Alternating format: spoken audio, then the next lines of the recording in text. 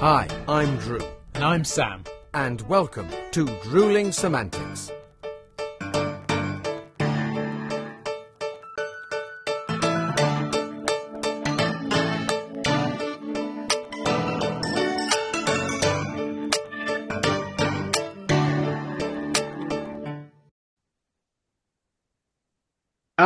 And normal service has been resumed. Here we are, back for another Sunday episode with Drewling Samantics. And yes, that is what I was referring to. I can see your top lip and underneath your nose. That monstrosity, sorry, it's pronounced moustache, isn't it? That is gone. Is it a bit cold? No, mate, monstrosity, you're absolutely right. I'm so relieved it's gone. And so is my other half as well. There was a reluctance for physical contact with my top lip. There was a lack of kissing, which I missed, but the moustache is gone. Normal service just to has clarify, been resumed. You're talking about you and Verona. There was no crossover there. You're not there. There has never been any contact between me and your top lip. Just in case people got confused by that. Please don't go there and never go there again, my friend. I mean, yeah, never will, never have, sorted. But no, nothing. Again, nothing. Quite a weird start to a podcast. It is doing that every week, don't we? I mean, let's get back. Let's bring a little bit of normality back in this. It's lovely to see you, mate. How have you been? What you been up to? How's life been treating you? Yeah, not too bad, mate. The usual bit of modelling here, bit of immersive theatre there, bit of planning for stuff, self-tapes. It's a fairly standard, I wouldn't say busy, but equally I wouldn't say nothing's going on. It's steady at the moment. How about you? What have you been up to? What have you been doing? Much as yourself, a little bit of interactive stuff. Been getting around and out and about with that. Experienced a little bit of travel, a little bit of a few interesting stories that I may reveal later on. But in the main, getting ready for our half-term show in a few weeks' time, at the end of February. So we've Jungle Law, Jungle Law 2, The Magic Claw. Yes. So we're casting that, right? scripting, sitting there ordering bits and pieces from Amazon, like backdrops and scenery and stuff, and all very exciting. So it's going to be time to brush off the animal skins again and get into Baloo and Bagheera, Shere Khan, and the rest of them. So it's great fun, and I have to say that getting into an animal skin at this time of year is quite welcome, mate. It's a bit nippy out and about, so I shan't be sorry to don the skin. No, but that. Oh, we do love a segue, don't we? And I've got a mild segue into our wonderful guest who's joining us this morning, because it's someone who is multi-talented, lovely man, but who also has masses of experience and talent in bringing to life inanimate objects and creatures. So he just happens to be waiting in the waiting room. Very well spotted. Yeah. So why don't we just let him in then, mate? Should we jump straight in? Let him breathe some life into the podcast for us. Fantastic. So, yes, ladies and gentlemen, please welcome the immensely talented and just genuinely lovely Mr. Tom Quinn. And Drewling Samantics fans and followers, you are honoured to have the presence of the wonderful Mr. Tom Quinn. He's joining us this morning. I haven't seen him for bloody ages. How are you, mate? It's great to see you. It's nice to see you as well, Sam. Thank you very much for having me on. Oh, no. The pleasure is all ours. Thank you for joining. Speaking of ours, Drew meet Tom, Tom meet Drew.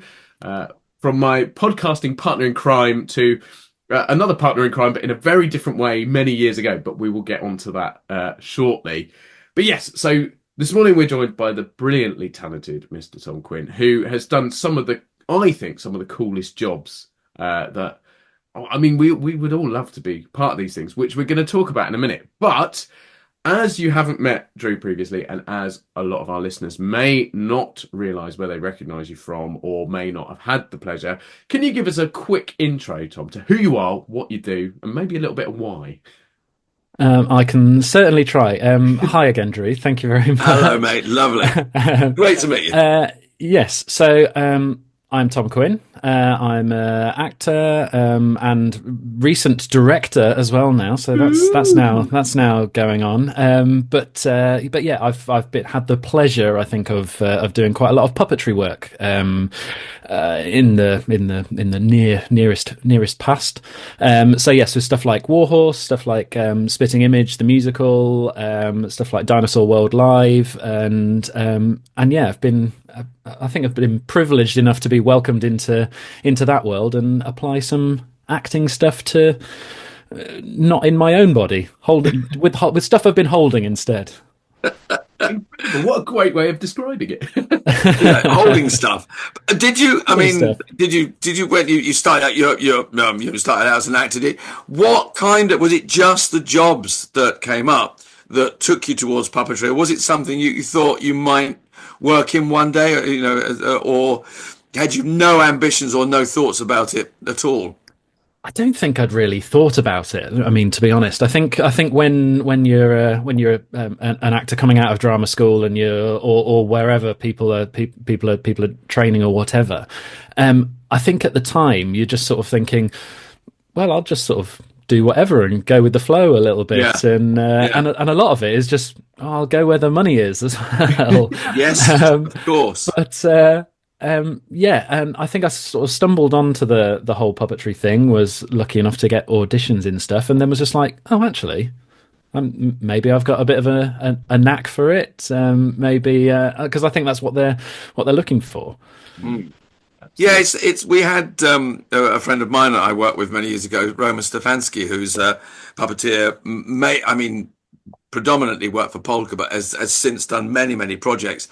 And he said, when I worked with him, and I'm not I had puppet experience, but I wouldn't call myself a puppeteer per se. Nowhere near in the league of yourself or Roman, but you do have to. He says you do have to have an affinity. Some people pick up a puppet and it comes alive. Other people, work with the puppet, and it doesn't matter what happens. There's no way that they're ever going to make that particular puppet come alive. So is that I mean, particularly, I suppose one of the most famous and well-known and well-travelled and toured, we'll learn about more in a minute, productions in recent years, is Warhorse. I mean, I suppose before that it was Avenue Q, and then Warhorse. It's a very beloved show. I mean, and went on to be an amazing film, an amazing play, etc. I mean, getting involved in that is one thing because it's an amazing story, but working with, were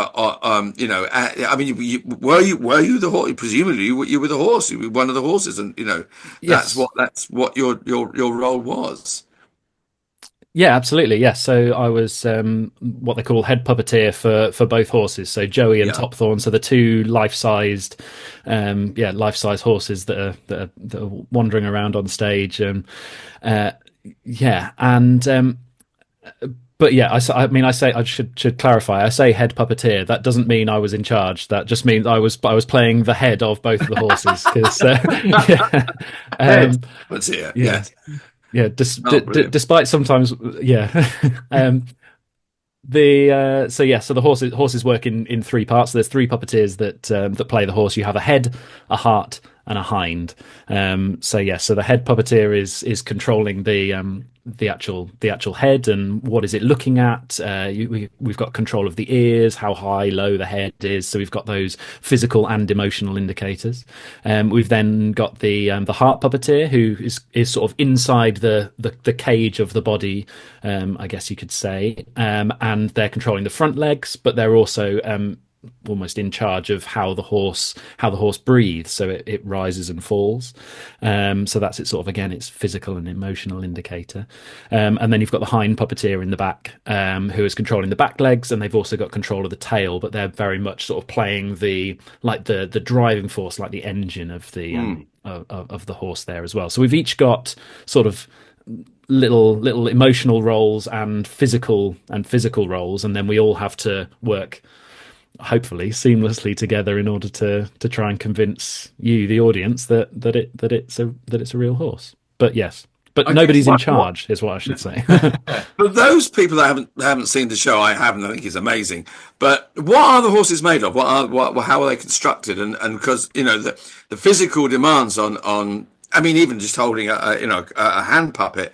But you guys, there must be some physical demands on you. When it comes to, it's a long show. It's not, and the horses, they are there a lot. Yes, yeah. Well, they're made by the wonderful Handspring Puppet Company, who are based in South Africa. So originally, I think they were made very much with what was lying around. So there's like bits of aluminium in there, and like bamboo, and sort of like Tyvek material that they used to make their hair, which is what they used to make like US banknotes and that sort of stuff. And all the puppets in the show, I think there's like 109 puppets when I was doing it. So that would run from everything from the two big horses to like slightly smaller one-person horses, to crows, to swallows, to a full-size replica of a tank. So all of that sort of stuff, they were all made by Handspring, and then lovingly maintained by a team sort of on the road. But yes, the two big horses, I'll call them, so Joey and Topthorn, they are big and heavy. They're the same size, if not a little bit bigger than real horses. And they probably weigh about, I think it's 10 to 11 stone in total. And then you'll add a rider on top of that as well. Yes. So an 11 stone bloke sitting on top in some of the scenes. So yeah, and all of the weight of the puppet and the rider is obviously going through the puppeteers. I mean, less on me, fortunately, being the head, but the heart and hind in sort of the cage itself, they're taking all of that weight. So yes, it is a very physical job, and yeah, you definitely don't need a gym subscription when you're doing something like that. And to add to that, the camaraderie between you. I mean, puppetry is an incredible skill anyway, because essentially what you're doing is trying to draw the audience's attention away from you as a performer, which is a very weird way of working when you are a performer. Yes. And having that focus on a creature or a human that obviously is not actually animated, but you are creating that life. But to have multiples of you all operating the same animal or person, the teamwork there has got to be absolutely fluid to make sure that you're all in tune with one another. Did that take a long time to develop? Is it something that sort of comes fairly quickly when you're immersed in that world? That's a very good question. But you're absolutely right. It is some of the biggest amount of teamwork that I think ever experienced on any job, and that's both in and out of the industry, because you just have to trust those other two people completely. Like if I'm running around literally sprinting backwards on stage around the edge of the stage, I've got to trust the other two in the back to not send me off into row A.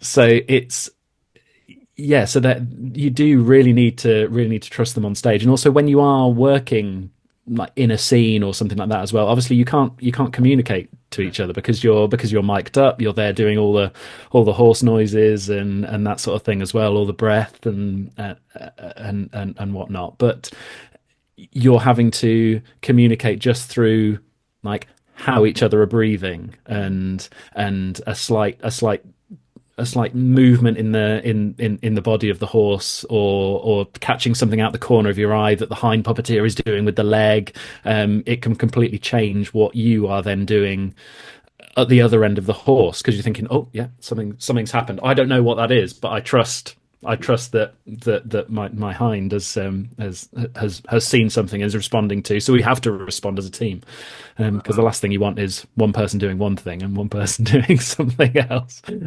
And the when you're bringing life to Joey Topthorn, I imagine, I'm trying to think the conversation between director, puppeteers, saying, well, this is the character. I mean, they do have amazing characters, and I've within minutes. I don't know whether I saw you, but within minutes of watching, I'd forgotten the guys were there. I was then in moments of where we were very definitely, wanting to know what the horse, how things were affecting the horse. I then looked at the actors, the puppeteers, and going, are they thinking what the horse is thinking? Are they? Do you know what I mean? You're reacting. Is there a moment of fear in the horse that you are fearsome, and you've got to fear that. You've got to feel that, because otherwise which is what Roman Stefanski was saying, you then through your body imbue that inanimate object with that emotion. I would have loved to have been a fly on the wall of the rehearsal room when you were creating those animals. Yeah. Yes. I mean, yeah, exactly what Roman's just been saying. It is that. I mean, we're ultimately. I mean, I'm a big believer that puppeteers are actors. There are some people that diversify them a little bit, but I believe that in order to be a puppeteer, you still have to be a good actor. You're still making all of those acting decisions and responding to all of the other stuff that you would normally have on stage. Or film or whatever, because it's everywhere. And yeah, you are still having to make those decisions. But in a case of Warhorse, you can't show any of that head work, if you like, in your own body. It's then has to be completely neutral because of the style of the piece, and just putting all of that into the horse itself, or the object, the puppet that you're holding at the time. So yeah, it's something that I think is the most difficult part of puppetry that people do. It's having that complete giving to the object itself. And I mean, I'd like to think that that's probably the reason why I don't think you ever meet an arsehole puppeteer, because so much of the job is, it's not about you, it's about whatever it is that you're holding, that you're operating, that you're manipulating. And it could be, as Sam was saying earlier, with multiple people. So like, it can't be about you, because if you make it just about you, the other two could do something completely different, and you won't be listening. Fantastic. I completely and utterly am in awe. I mean, as Drew said, he's done a little bit of puppetry. I've done a little bit of puppetry, but certainly nowhere near the scope of what you're doing. And obviously, Warhorse is this just again, Drew said, completely beloved show, and to take it around the world. I mean, it wasn't just a case of, right, we're going to do this incredible show and we're going to show it off in London. To then go all over the world with it, what an experience that must have been. Was it as well received everywhere? Did you find it was just as much as we know it to be in this country? Yeah, I mean, yes. So yes, I was so lucky. Or first of all, to be a part of the show anyway, that they had me on board. But yes, to go and do an international tour during the time of the 100 years of the end of the war, which was incredible. So yeah, so I was lucky enough that we performed the show in Dublin, in Hong Kong, in New Zealand, so Auckland, then went to Australia, Melbourne, Sydney, and we're about to start in Perth. And then the tour was cancelled for the unwelcome guest. Indeed. But we also performed, possibly one of the best places we performed was actually in Paris, and we performed there in the year that the war would have 100 years since the war will have ended in France. Wow. And I think that was possibly one of the most magical international experiences, because the show hadn't been performed in France before, and we had sort of like French subtitles sort of down the side underneath, and yeah, performing to insane houses. Like I think it's a dream of a venue to be performing to like 3,000 people in France, in somewhere that the war had such an impact for. And yes, okay, the show realistically isn't about war. It's about friendship and love and the relationship of people to horses, but I feel it felt so much more poignant there. And we had a lot of the original creatives came out as well. Basil and Adrian from Handspring Puppet Company, they came out and they watched it in France, and it was just a really, really, just a magical experience. And so lucky to have that amongst countless others on that show.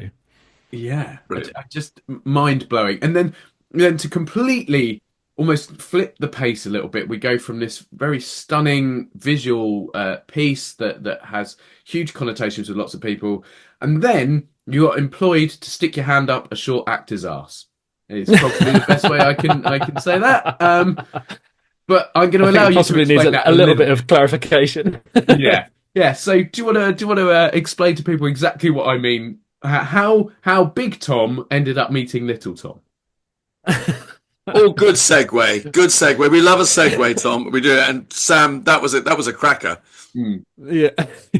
So I imagine that you're referring to my work with Spitting Image. So I hope so, Tom. I hope so. Yes, absolutely. The much beloved satirical puppet comedy show that used to be on television back in the 80s, 90s, and we're involved in turning that into a stage show, and what more than a stage show, a stage musical. So all of the characters from politics and pop culture turning up on stage saying all the stuff that you just really wanted them to say. And you were animating. Were you voicing Tom Cruise as well, Tom? So no. So the sort of, I guess, a fun thing about that show is that they have an entire team of extremely talented impressionists some of them worked on the old TV show, some of them worked on the new reboot of the TV show, some of them were just amazing impressionists in their own right, and they were lending their voices to the show, and then our job as puppeteers, we were having to lip sync to them. So not only were we having to play effectively like the bottom half of all of these characters, because we were holding these TV puppets sort of in front of our face, so we were having to physically act with our legs, and then puppeteer the body in front of ourselves, and then lip sync as well at the same time as doing all of the musical numbers, like dancing. We had tap dance routines, we had a full Thriller routine, put together by amazing directors and choreographers. You don't make it easy for yourself, do you, Tom? You don't. I mean, no, it seemed like a good idea at the time. Yes, I've got a story about that. When I was at school, I was at school, sixth form college, and one of my closest friends there, who used to play five-a-side football with him, he was also a very good drummer, was a guy called David Stoughton, and he was an artist, and he drew some of the original drawings, the caricatures for the original puppets on the very first series, the first iteration. So oh, wow. I haven't seen him for donkey's years, but I used to see his name come up the screen on Saturday night after we were all just sitting there watching what was, something completely different, and in many cases shocking. And there was David's name used to go up as one of the creatives. So oh, wow. he designed. I think he was responsible for Margaret Thatcher's and things like that. So that's amazing. I mean, he may well have been involved in some of the caricatures for the new show as well, because might well have been. Yeah. Yes, because they had to create a lot of new people as well. Yeah, quite a step away from being this very very regal horse in a very loving story to this madcap musical of these insane caricatures. And then just to extend the craziness of your career even further, Dinosaurs. Talk to us about dinosaurs, Tom. Dinosaur World Live is it's now the Olivier Award winning Dinosaur World Live that it's done recently in one of its previous runs. But yes, so was involved in that. So a giant family show with massive multi-person puppet dinosaurs, a team of 6, so 5 puppeteers and a sort of a speaking human part that sort of navigates through this world of bringing a lot of dinosaurs onto a stage in a theatre, and was. Yeah, again, it seems bonkers saying it out loud, but touring all of that across the USA in a tour bus, played some massive tents on the site of the old Earl's Court, Coventry City of Culture, and bringing that all over the place, really. It always seems strange when you're saying it out loud, doesn't it? You was actually sort of almost doubting yourself. Did I do that? Is that something I've been involved in? I don't believe I've made dinosaurs live. I mean, how big are the damn thing? I've not seen the show. I've seen adverts, and I know it's enormously successful. I mean, describe the mechanics of those beasties. So those puppets, they range in size, really. So we've got what's one of our smaller ones? So a baby Triceratops that's sort of just like a one-person, almost like glove puppet-esque, that sort of can sit on your lap. And then there's other ones that are 2-person puppets, so like probably about the size of a small car, for a big sort of a Segnosaurus, so like giant neck, giant tail, big fluffy body, and then we've got a Tyrannosaurus Rex as well. Of course, there's a Tyrannosaurus. Got that one.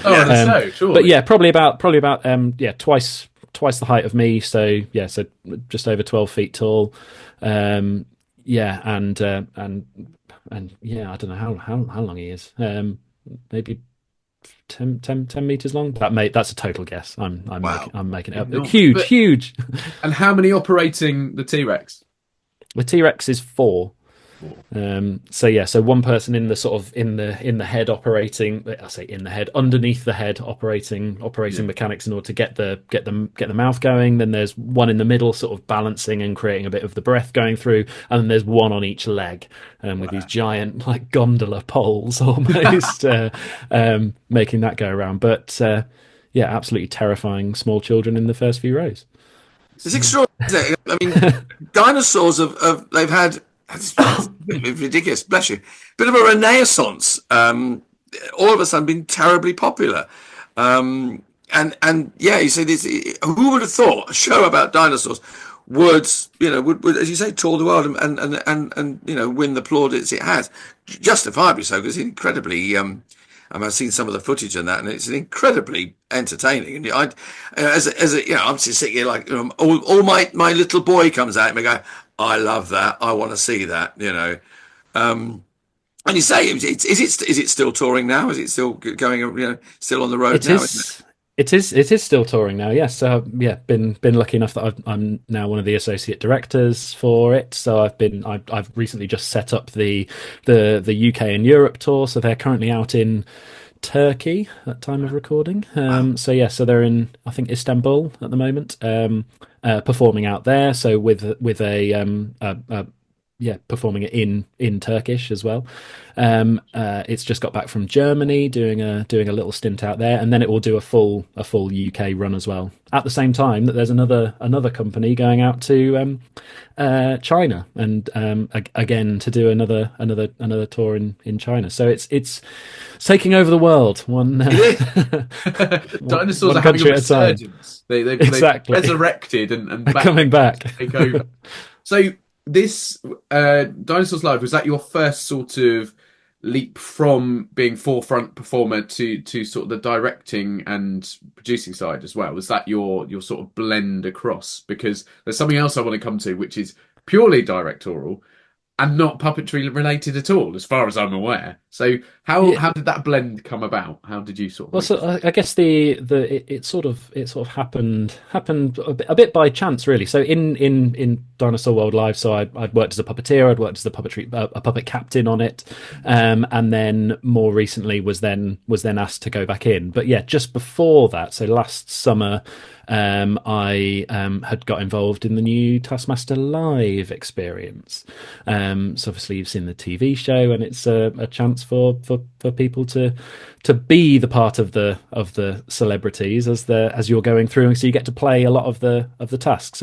Was involved in the R&D process for it, and then they asked me to be the assistant director for it. So yeah, so working as a team of three. So yes, nice. Joe Houghton and Dave Frias Rebels were the director and associate director, and then I was the third man. So yeah, the three of us and Alex Horn and all of the wonderful team that were around us, trying to get this thing from the television onto well, yeah, an immersive experience. And has it now started officially? Because I know it was in previews and stuff, but because I know people in it. I know some of the are they little Alex Horns or something they're called? I can't remember what they're referred to as, but they basically sort of play that role and guide you round, don't they? So yes, so they're their assistant, so who'll take you through, as long as with Greg and Alex in sort of video forms, all the way through. But yes, it is now going. It's I think it will finish at the end of February. So yes, and then get your tickets while you can is essentially what get your tickets while you can. Yeah, it's been super popular from what I've seen from a lot of the social media and stuff, and I guess there's an element of TV has changed, certainly within the scope of our careers. Drew's been working in this industry for about 8,000 years, so before TV existed. But I think these sort of almost game shows slash it's not reality TV, but it is a little bit, because there's that realness to it, have suddenly spawned these things that people want to be part of. And I think the industry's changed in that way, that there are these new methodologies of bringing what is essentially close-up theatre to people, but allowing them to be part of it. So yeah, how was it adjusting from being very much, right, I am operating something, to giving instructions to people to operate themselves almost? That's another good question. I think it's been. I think I adapted to it better than I.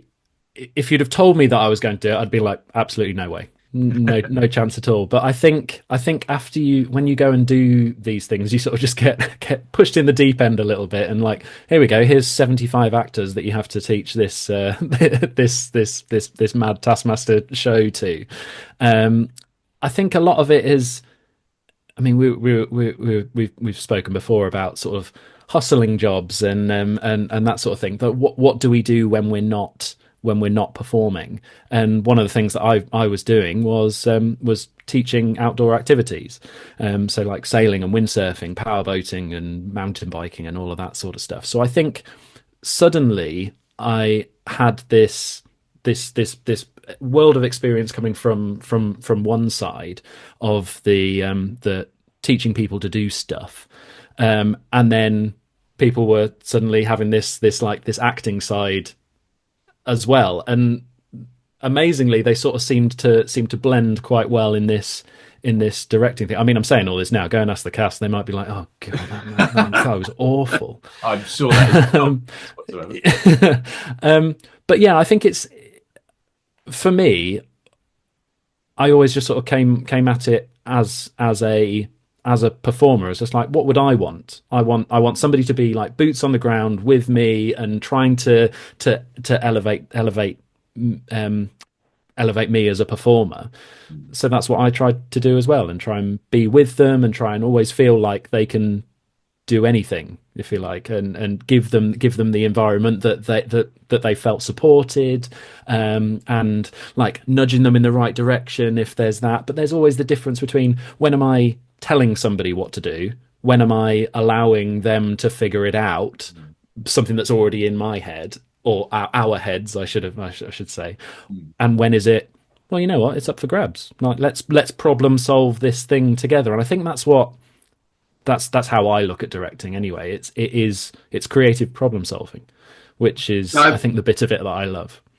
I mean, I've directed a few shows and things, and I'm talking to directors far more experienced than me. I said, what's the important moment what's the most? He said, well, he's like you say, be there for them. You're an actor, so what would you want in that situation? You may know the play better than they do. You've done research. You would know where you want to go because of the production. But he said the most important moment is when you let it go.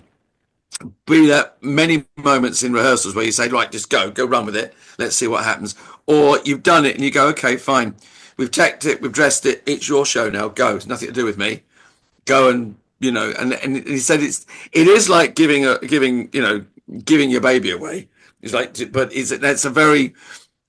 then he said, if you got the trust in the people and the people trust you, which, he said, go and ask the actors how good I am.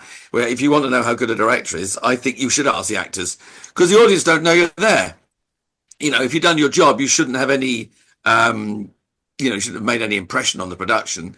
It's, they shouldn't know it's a Tom Quinn show and Drew Fett is a Sam Dunning. It should just be the show. But the actors should remember you, hopefully, fondly. But there is, and you do know that moment, don't you? You go, okay, it's nothing to do with me anymore. It's theirs, and that as a performer, I think, as well, when you're suddenly entrusted with it. Yeah, absolutely. Yes. Oh, nice. It's a little bit, and don't take this the wrong way, Tom. It's a little bit of a thankless career, yours, because you've spent a lot of time hiding behind a puppet, like animating something which people are enamored with, but you're trying to make sure they forget you.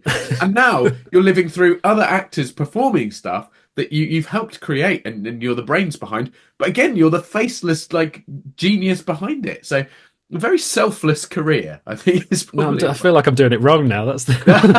No, because I can, and I mean, we're running out of time because I know you've got to get on and you've got so much going on, which is brilliant. But I was going to say, except for when we worked together, 9 years ago now, something like that. Back when I was going to say we shared a role. You played the role of Johnny Blueballs, if you remember, in Bunga Broadway, which I was swing on that show and played multiples of the male roles.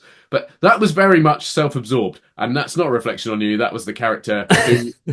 Have you ever played anyone who loved himself quite so much, or loved killing quite so much? Weirdly, I think in terms of loving himself so much, I remember my showcase piece at drama school was we did the government inspector, and I played Klestikov, the government inspector. So he's very, very sort of you could probably call him self-absorbed and just wanting to make a quick buck and get away. I think.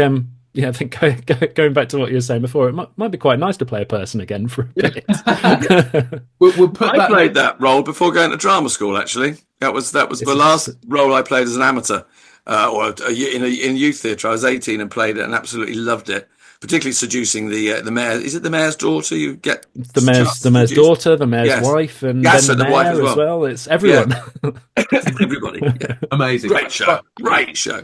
Tom, honestly, mate, it's been absolutely wonderful catching up and chatting and hearing your fascinating stories. Now, we know you have got to run away very shortly, but can you spare us a minute or two more? And you know what's coming now, because I can see the fear in your eyes. At Drewling Samantics, we like to try and finish, if we can, with a small anecdote or little story or something really quick that you dine out on, or that will just always be memorable from your career. Have you got a little one that you can just leave us with? I think it's always got to dial back to sort of the puppetry stuff. Really, it's the first show that I did on Warhorse.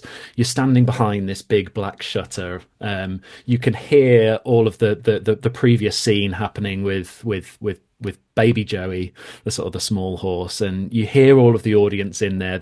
It's a buzz in there. I mean, yeah, you know how it is on stage when you can feel the energy of the audience. But that first time standing behind there, you have a little high five with your heart and hind. And the shutter goes out behind you, and you rush through, and you have this transformation moment that is so iconic for the show of Warhorse, where the big horse comes through the baby Joey, and then you land, you sort of trot forward, you have this big like Weller L'Oreal moment of just like a whole body like quiver as the whole as he settles himself. And then Albert, from the other side of the stage, runs, jumps onto you, and then you leave. And I think, even just saying that now, it gives me sort of shivers going round. But I think that itself is possibly one of the best moments that I've ever had on stage, and is one of the amazing things about puppetry, having an entire audience just like end of a scene, just like spontaneously going into applause, and one of the most magical moments that I think there are on stage. And that is the thing. I mean, if there are people listening that are wanting to go into puppetry stuff, or have an interest in it, just do it, because it's some of the most fun you'll ever have. Amazing. Brilliant. Thank you. Well, talking of fun, we've had enormous fun with you this morning, Tom. It has been absolutely brilliant to meet you. Thank you so much for having me. It's so I think it really, for me, puts an actor's perspective on a really tough and obviously you puppeteers are enormously appreciated, but to actually get into the mind and soul and literally breathing has been amazing. So thank you so much. It's been fabulous. Really has. Take care of yourself, mate, and you. we will catch up again soon. It's been brilliant. Thank you so much. Cheers, Lovely. mate. Thank you very much. Take care. Bye. Bye, mate. And Sam, there goes another wonderful guest. What a lovely guy Tom is, and I mean, we are so very lucky, aren't we, that we've been graced with some fantastic guests, and Tom just goes to prove how fascinating and different everyone's careers are, and how I don't know how he was so passionate and so heartfelt about being a puppeteer, and that his final story. Well, I don't know about you, I had goosebumps because he said he had goosebumps himself. I did as well. I mean, what a beautiful way to end the episode, and something a lot of actors, I hope, and a lot of performers can identify with. Just inspiring, really, isn't it? Because we laughingly say, we always have a story at the end, and the guests inevitably talk about falling over or breaking something or something ridiculous. And actually, it was a really lovely change to have that moment where someone was going, yeah, do you know what? If you want to hear a story from my career, this is the moment where everything made sense. Everything suddenly lit up in my world, and I kind of went, wow.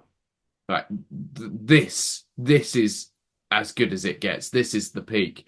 So, and to talk so passionately across the whole episode, of course, all the conversations we had, just enormously experienced, superbly talented, and a genuinely brilliant guest. And I have to say, mate, we've been lucky enough to have so many wonderful, wonderful guests, but going beyond that, to work with so many wonderful people. I mean, obviously, that we work with lots of incredible people that haven't been on the podcast, but when you look back over the guests that have joined us over the past 4 or so years, these people we've shared stages with or shared screens with or worked alongside, and they're just phenomenally talented people who we've been lucky enough to spend that time with, and are bringing joy to audiences worldwide in whatever format they may be.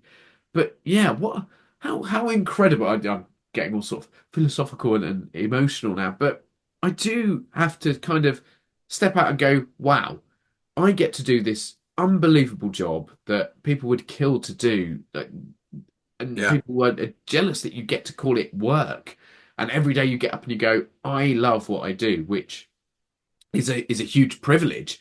And then to extend that further and go, look at the people alongside me that I'm doing this with. I worked with Tom years and years ago, and he's a brilliant bloke, but there are so many others that have come on the show, and you kind of go, wow, these people are giving up their time to talk about something they love, that they do, giving 110% energy every time they do it for the benefit of others. Yes, of course we get that benefit. We get to do something we enjoy, but it is that passing it on and going, right, you're here, you want to enjoy this, I'm going to do everything in my power to make sure that that happens. So yeah, I mean, we are, as you say, we're very privileged to be part of a wonderful family and connected by sometimes just one job. And like you say, you worked with Tom 9 or so years ago, and you know, because we have those very I suppose emotional working, you know, environments, and we get to know each other very well very quickly. You stay friends and acquaintances for a long time, and you very often just pick up where something left off. And very easy with someone like Tom, because I think his last story really demonstrates how heartfelt and emotional he is about his work, and how selfless he is, because, you know, he's part of a team of 3 bringing something to life, you know, in Warhorse, for instance, and they're not watching him, as we said, they're watching the horse, and to derive so much pleasure and so much joy out of being selfless, if you like, just sums up what I hope a lot of other performers, as you said, will feel as well. So yeah, brilliant guest. Yeah. But unfortunately, mate, he's gone now. So all that we can really say is there will be another episode next week, but there won't be a passionate man talking about puppets. There's just going to be you and me. What a pair of Muppets. Yes! Yes! How's that for impromptu rhyming bollocks? That's what beautiful, mate. Beautiful. Forget all the emotional and happy and good stuff. There's some shit for you. There's some Drewling Samantics poetry. Well, I can't prove it. I'm not gonna even attempt to better that. I'm just gonna say, as always, it's been a pleasure, mate. And you, yeah. And should we do it again next week as a couple of Muppets? Yeah, we'll be back next time. See you later, everyone. Thanks again to Tom, and thank you all for joining. Cheers. Take care, everyone. Bye-bye.